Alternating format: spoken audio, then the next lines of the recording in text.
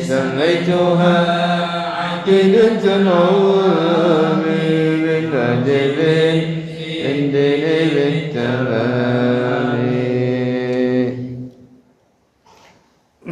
الحمد لله رب العالمين، والصلاة والسلام على سيدنا وحبيبنا وشفيعنا وقرة أعيننا ونور قلوبنا ومولانا محمد إمام الأنبياء والمرسلين وقائد الغر المحجلين، وعلى آله وصحبه الطيبين الطاهرين. اللهم لا سهل إلا ما جعلته سهلا، وأنت يا حي يا قيوم تجعل الحزن إذا شئت سهلا. اللهم ارزقنا الإخلاص في النية والقول والعمل، ونعوذ بك من حال أهل النار. آمين. بسم الله. قال المؤلف مولانا الشيخ الإمام الحافظ أبو عبد الرحمن عبد الله ابن محمد ابن يوسف الهرري رضي الله عنه وفض علينا من نفحاته وأسراره وبركاته. آمين. Amma minal hadisi, adapun dari hadis, dalam penjelasan dalil bahwa Allah ada tanpa tempat dan tanpa arah. Fama rawahu, maka adalah apa rawahu yang telah meriwayatkannya Al-Bukhari oleh Al-Bukhari wa Ibnul Jarudi dan Ibnul Jarudi, Al-Baihaqi dan Al-Baihaqi bil isnad sahih, dengan sanad yang sahih.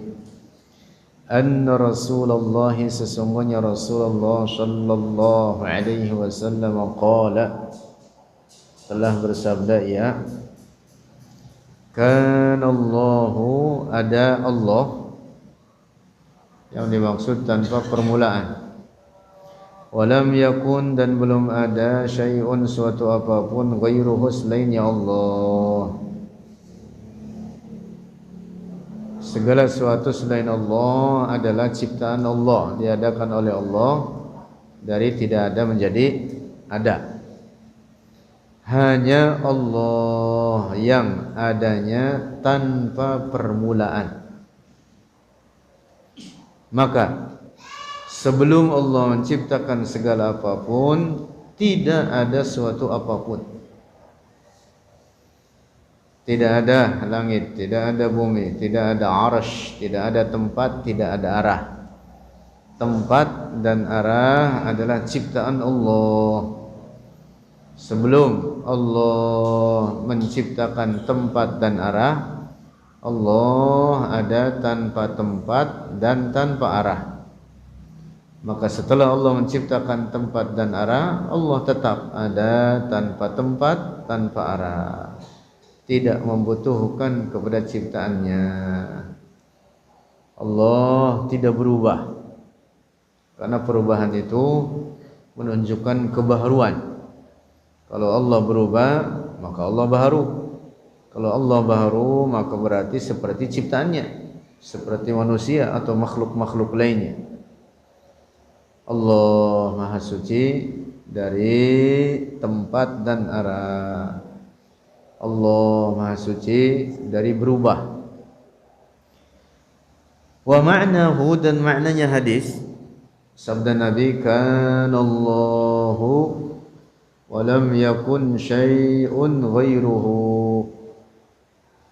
Makna hadis ini, annallaha, sungguhnya Allah, lam yazal mawjudan, senantiasa ada dia Allah, mawjudan, itu ada, fil azali, pada azal, artinya tanpa permulaan. Laisa ma'ahu ghairuhu, tidak ada bersamanya Allah, ghairuhu, selainnya Allah.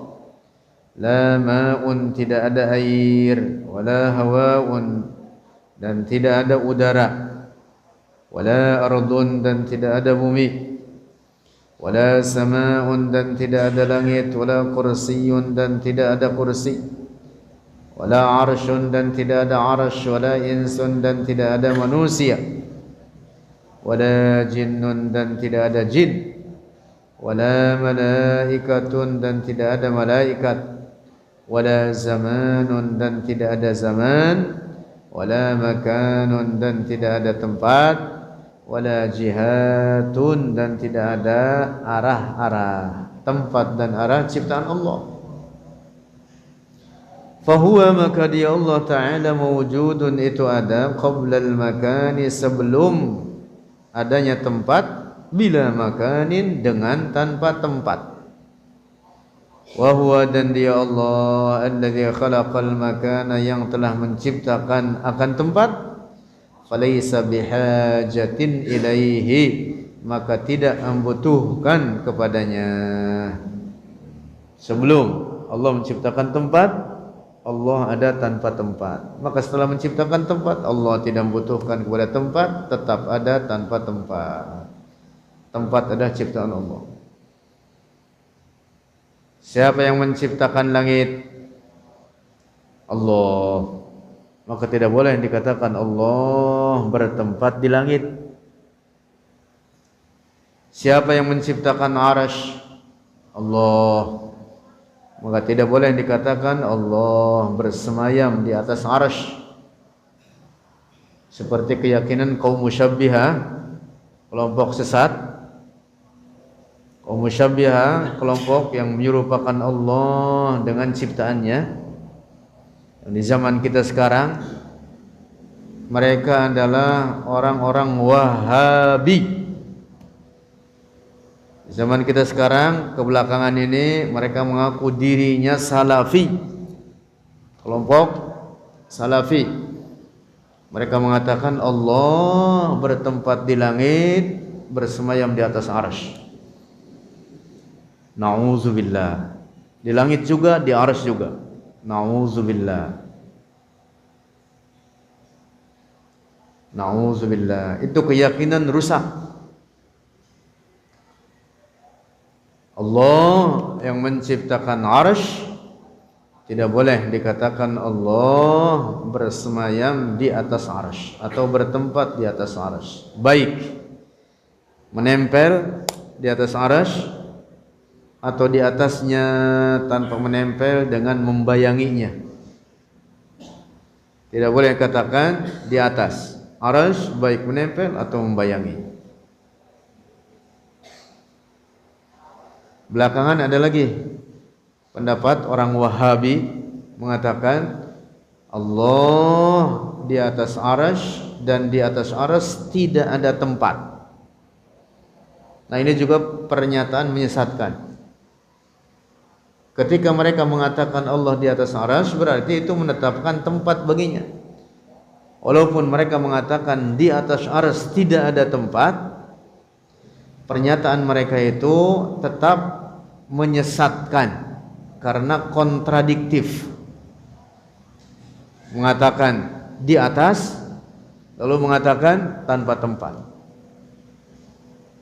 Lebih daripada itu, di atas arsy ada tempat, dengan bukti hadis Rasulullah riwayat Imam Ibn Hibban dan lainnya, bahwa di atas arsy terdapat sebuah kitab besar bertuliskan inna rahmati sabaqat ghadabi. Kitab ini diletakkan, ditempatkan di atas arsy. Tapi kitab ini bukan lauh mahfuz. Lauh mahfuz lain tersendiri. Dan bahkan al-lauhul mahfuz pun ada perbedaan pendapat ulama. Sebagian ulama mengatakan di bawah arsy, sebagian ulama lainnya mengatakan di atas arsy. Itu artinya bahwa di atas arsy ada apa? Ada tempat.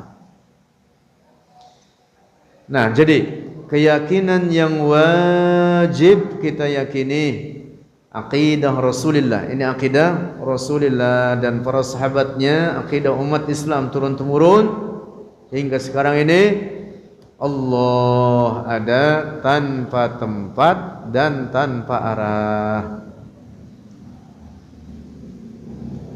Tidak boleh dikatakan bagi Allah di satu tempat atau di semua tempat. Tidak boleh dikatakan bagi Allah di satu arah atau di semua arah. Tidak boleh dikatakan baginya ada di mana-mana. Tidak boleh dikatakan bagi Allah di arah atas, seperti belakangan menyebar ungkapan rusak mengatakan terserah yang di atas. Kata-kata buruk ini, hindari. Siapa di atas?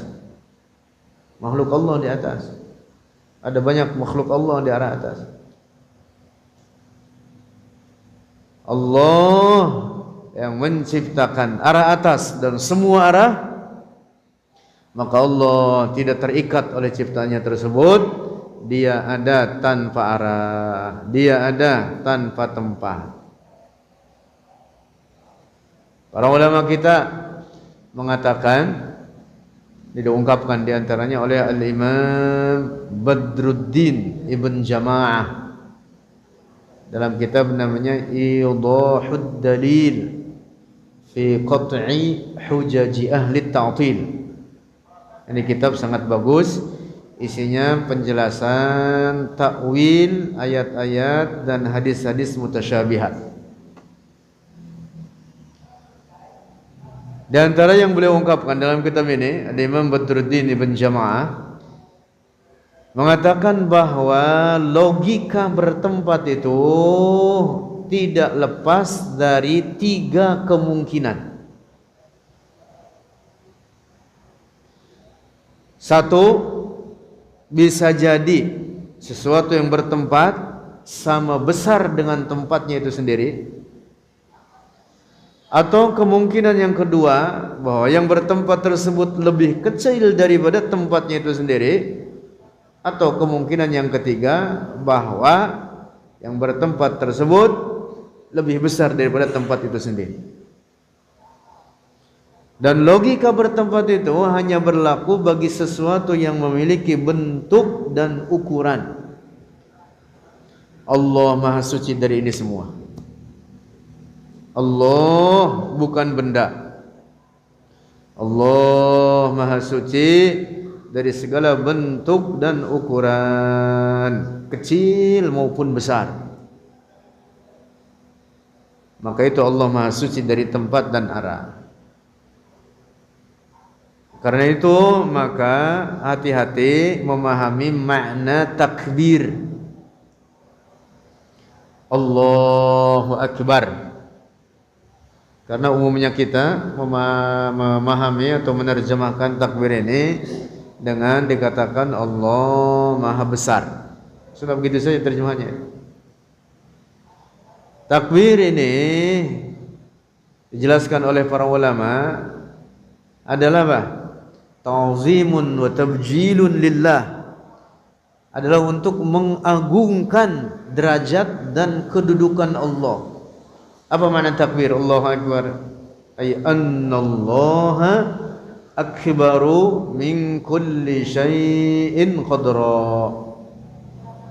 Artinya bahwa Allah lebih besar dari segala suatu apapun pada derajat dan kedudukannya, lebih agung dari suatu apapun, dari siapapun pada derajatnya dan kedudukannya.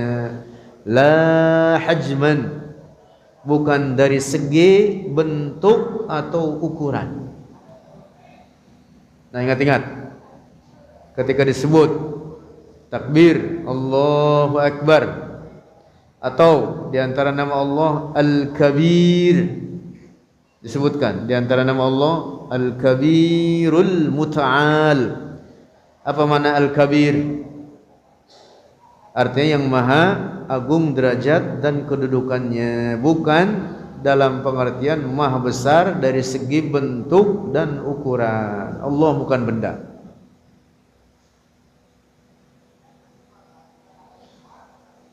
Nah, karena itu maka Allah Subhanahu wa taala ada tanpa tempat dan tanpa arah.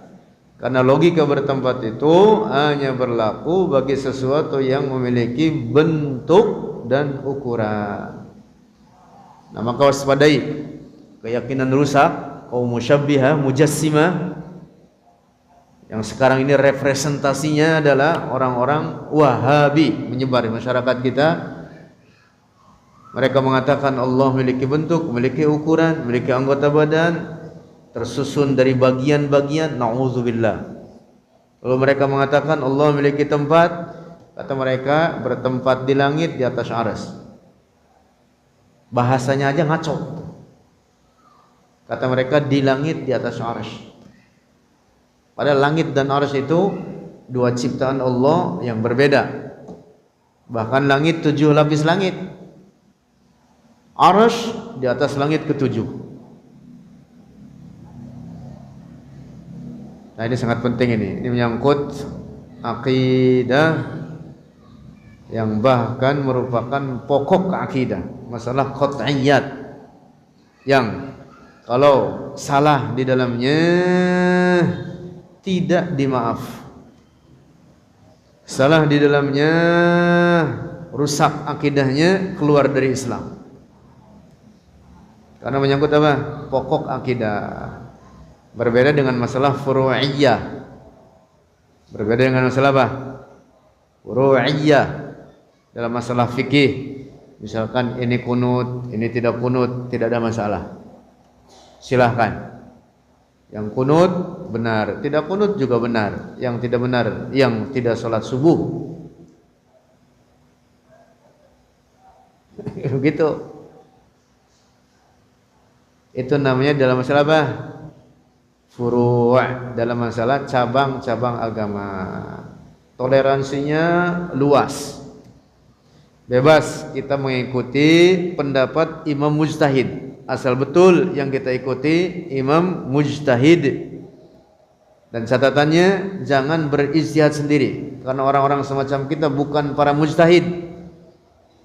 Jangan bikin ajaran sendiri, jangan menetapkan hukum-hukum sendiri. Kita wajib mengikuti para imam mujtahid. Nah, jadi kalau dalam fikih toleransinya sangat luas. Al-Imam Ibn Raslan dalam Alfiyah Az-Zubat mengatakan wasyafi'i wa malikun nu'manu wa Ahmad ibn Hanbal Sufyanu wa ghairuhum min sairil a'immah ala hudan wal ikhtilafu rahmah. Wasyafi'i, al-Imam Syafi'i, imam madhab kita, imam mujtahid, al-Imam Muhammad ibn Idris Asy-Syafi'i. Wa Malikun, dan Imam Malik ibn Anas, gurunya Imam Syafi'i. Nu'manu, dan Imam An-Nu'man ibn Thabit Al-Kufi, Imam Abu Hanifah.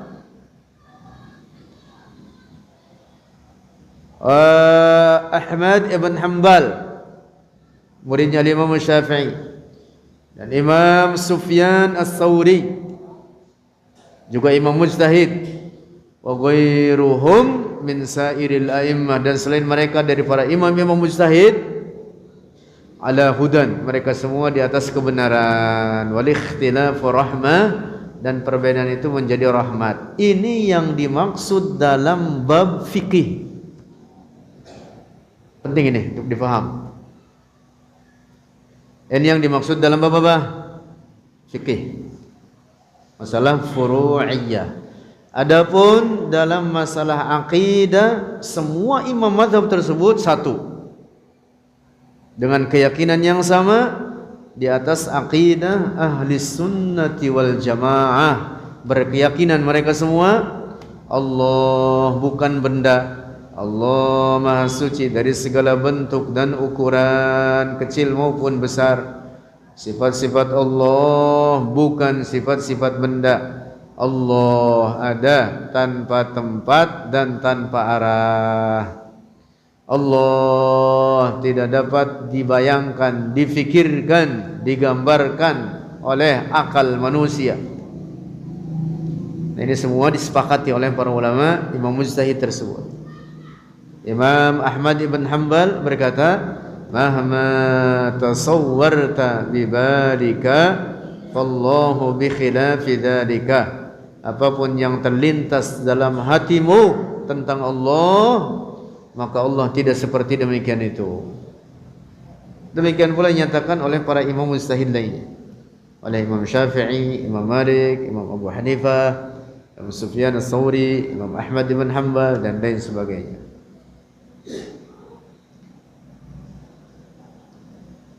Nah, balik lagi. Jadi hadis ini sabda Rasulullah mengatakan kanallahu wa lam yakun syai'un ghairuhu. Hadis sahih. Riwayat siapa? Al-Imam Al-Bukhari dalam kitab sahihnya Al-Jami' As-Sahih. Riwayat siapa lagi? Al-Imam Al-Baihaqi dalam kitab apa? Al-Asma' Was-Sifat. Juga diriwayatkan oleh Al-Imam Ibnul Jarud dalam kitab Muntaqal Akhbar. Hadis ini diambil darinya kanallahu alam yakun syai'un ghairuhu. Allah ada tanpa permulaan dan belum ada suatu apapun selain Allah. Sebelum Allah menciptakan suatu apapun, tidak ada suatu apapun, yang ada hanya Allah. Diambil dari hadis ini apa pelajaran pentingnya? Yukhadhu minhu anna Allah Ta'ala mawjudun azalan wa abadan bila makan. Diambil dari hadis ini bahwa Allah ada tanpa permulaan, tanpa penghabisan, tanpa tempat. Tanpa tempat, tanpa arah, tidak terikat oleh waktu dan zaman. Allah yang menciptakan waktu dan zaman, maka Allah tidak terikat oleh waktu dan zaman. Karena itu adanya Allah tanpa permulaan, tanpa penghabisan. Itu artinya Allah tidak terikat oleh waktu. Lanjut. Wahada, dan inilah ma yustafadu, apa yang diambil faedah atau pelajaran penting minal hadisil mazkuri, dari hadis tersebut. Itu tadi sabda Rasulullah, kanallahu wa lam yakun syai'un ghairuhu.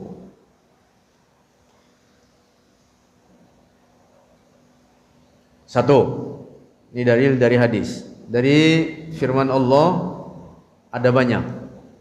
Kemarin minggu yang lalu sudah kita bahas. Salah satunya dari Al-Quran, firman Allah yang memberikan penegasan bahwa Allah ada tanpa tempat dan tanpa arah. Di antaranya adalah firman Allah, laisa kamitslihi syai'.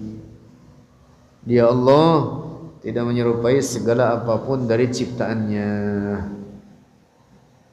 Waspadai juga ini. Ada keyakinan rusak sama rusaknya, sama sesatnya dengan keyakinan yang menetapkan Allah bertempat di arsy atau di langit, yaitu keyakinan rusak yang disebut dengan keyakinan hulul.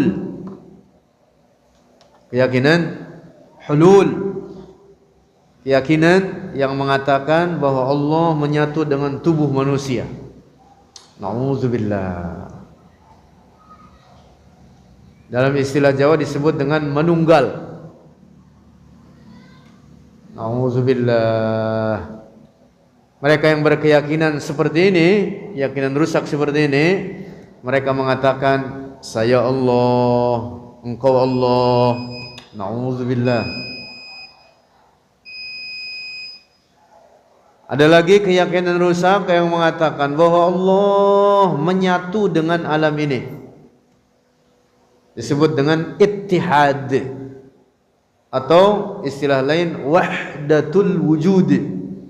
Wahdah artinya kesatuan, al-wujud keberadaan, eksistensi, kesatuan, kesatuan wujud antara Allah dengan alam ini. Nauzubillah. Mereka yang berkeyakinan, keyakinan ittihad ini, kata mereka, Saya Allah, pohonan Allah, binatang Allah, bumi Allah, air Allah, tembok Allah, segala apapun adalah bagian dari Allah. Na'udzubillah. Ini orang berkeyakinan begini tidak lagi membedakan mana khaliq, mana makhluk. Tidak lagi membedakan siapa yang menciptakan dan siapa yang diciptakan. Nah, maka tiga keyakinan ini keyakinan rusak. Orang yang meyakini tiga keyakinan ini, salah satu dari tiga keyakinan ini, maka orang tersebut dihukumi kafir dengan kesepakatan para ulama kita, ijma', konsensus para ulama kita. Yaitu satu, orang yang berkeyakinan Allah bertempat di langit atau di atas arasy, seperti keyakinan kaum musyabbiha, mujassima, hasyawiyah, karramiyah. Sektenya banyak, kelompok-kelompok kaum musyabbiha ini. Termasuk di zaman sekarang adalah kelompok Wahabi yang mereka mengaku dirinya Salafi. Yang kedua, keyakinan hulul, keyakinan rusak, mengatakan bahwa Allah menyatu dengan sebagian hamba-hambanya yang suci-suci, kata mereka. Na'udzubillah. Disebut dengan keyakinan apa? Hulul. Na'udzubillah. Termasuk juga sama sesatnya orang yang berkeyakinan ittihad, mengatakan bahwa Allah menyatu dengan alam ini. Sebagian mereka sampai mengatakan, kata mereka, Allah menyatu dengan alam ini seperti larutnya garam di dalam air. Na'udzubillah. Masukkan gula atau garam, diaduk sehingga tidak terbedakan mana garam, mana gula, atau mana gula, mana airnya, sehingga disebutlah apa? Air gula. Itu air garam. Sebut dua-duanya langsung. Na'udzubillah. Nah, ini juga keyakinan rusak. Waspadai keyakinan ini, hindari, jangan sampai diyakini. Keyakinan yang hak, keyakinan yang wajib kita yakini, Allah laisa kamitslihi syai'. Allah tidak menyerupai segala apapun. Allah mawjudun bila makan wa la yajri alaihi zaman. Allah ada tanpa tempat, tanpa arah. Allah tidak terikat oleh waktu dan zaman. Inilah akidah Rasulullah. Inilah tauhid. Inilah akidah suci. Tanzihullah, tauhidullah. Inilah makna firman Allah, laisa kamitslihi syai'. Inilah makna sifat Allah, bahwa Allah di antara sifatnya apa? Mukhalafatun lil hawadis. Tidak menyerupai segala apapun dari ciptaannya. Wallahu a'lam bissawab.